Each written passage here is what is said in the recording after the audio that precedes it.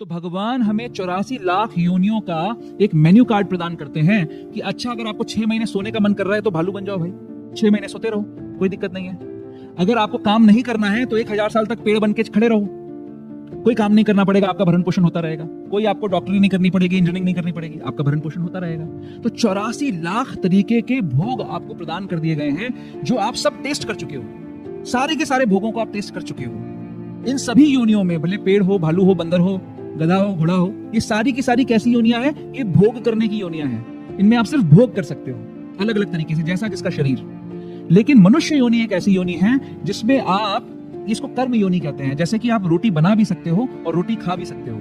एक कुत्ता रोटी बना नहीं सकता, वो सिर्फ खा सकता है। तो ये एक ऐसा प्लेटफॉर्म है मनुष्य योनि जो हमें मिली है। हमारे गुरु महाराज बताते हैं कि एक दृष्टांत देते हैं किसी और संप्रदाय का। बोलते हैं कि मनुष्य योनि कितनी मुश्किल से मिलती है, इसको समझाने का प्रयास कर रहे हैं। तो वो ये बताते हैं कि ऐसे मान लीजिए कि सबसे बड़ा ओशन जो हमारी जानकारी में है वो है प्रशांत महासागर, पैसिफिक ओशन, है ना। मान लीजिए कि प्रशांत महासागर के अंदर एक लकड़ी का टुकड़ा तैर रहा है और उस लकड़ी के टुकड़े के अंदर एक छेद है। वो छेद इतना बड़ा है कि उसमें से एक कछुआ अपना सर बाहर निकाल सकता है। और उसी प्रशांत महासागर में एक कछुआ तैर रहा है कहीं पे। और वो कछुआ, जितनी संभावना इस बात की है कि ब्रह्मा जी के एक दिन में वो एक बार कछुआ अपना सर पानी से बाहर निकालेगा, और जब वो सर बाहर निकालेगा तो वो लकड़ी का टुकड़ा वहीं पे होगा और उस लकड़ी के टुकड़े से उसका सर बाहर आ जाएगा। जितनी संभावना इस बात की है कि वो कछुआ और वो लकड़ी एक दिन एक साथ मिल जाएंगे और उनका सर निकल जाएगा, इतनी ही संभावना है कि 84 लाख योनियों में से आपको मनुष्य योनि मिल जाएगी। इतनी मुश्किल से ये मनुष्य योनि मिलती है। लेकिन हम क्या कर रहे हैं मनुष्य योनि में? हम जो बाकी की जो 80 लाख योनियां हैं, 4 लाख योनियां मनुष्यों की बताई गई हैं, ठीक है।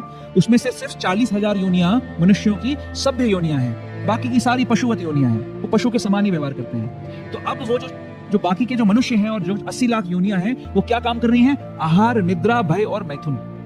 कैसे खाना मिलेगा, कैसे अपनी रक्षा करनी है, कैसे मैथुन करना है और कैसे सोना है, यही कार्य चल रहा है। तो अब ऐसा जो मुश्किल से मिला हुआ मनुष्य जीवन है, उस मनुष्य जीवन में ये पहचान अगर हमें हो जाए कि भगवान कौन है, क्योंकि इन सभी योनियों में जन्म, मृत्यु, जरा व्याधि आती है। किसी कुत्ते को भी अगर कोई मारने के लिए आएगा, वो भी भागेगा वहां से, है ना। एक मल में पड़ा हुआ कीड़ा, आप समझिए, मल में पड़ा हुआ कीड़ा जो है कितनी गंदी स्थिति में वो है। बट अगर उसको आप बोले कि बेटा तू सुसाइड कर ले, तेरे जीवन बड़ा खराब है, ला मैं तेरी मदद करता हूँ, तुझे मार देता हूँ, क्या लगता है वो आपको बोलेगा हाँ मेरा जीवन बड़ा खराब है, मुझे मार दो?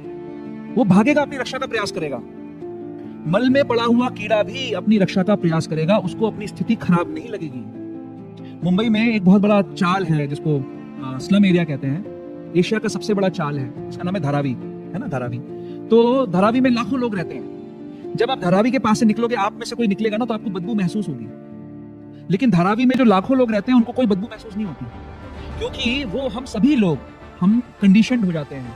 जिस एनवायरमेंट में रहते हैं, उस एनवायरमेंट में हम कंडीशनड हो जाते हैं। हमारी चेतना वैसे ही मानने लग जाती है सब चीजों को। तो मल में पड़ा हुआ कीड़ा भी अपने आप को भोगी मान रहा है। आपने सुना होगा कि इंद्र, एक बार उसको श्राप मिला तो उसको सूअर की योनि मिल गई।